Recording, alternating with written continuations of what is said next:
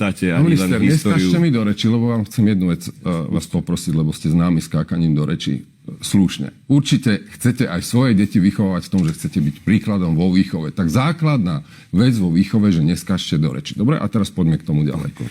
Keď vy mne vyčítate, pán minister, nejakú minulosť, naozaj vážte slova. Lebo vy ste internetový troll. Tak ste vstúpili do politiky. V tej politike ako troll pokračujete. Ste absolútne poslední, kto tu bude hovoriť o nejakom porušovaní zákona, lebo ste boli tvárou porušovania zákona v prezidentských voľbách. A to nie je názor, ale to sú fakty. Po druhé, ste jednotkou politickej neschopnosti, ktorý vedie svoju vlastnú stranu niekde z 15% na hranu zvoliteľnosti.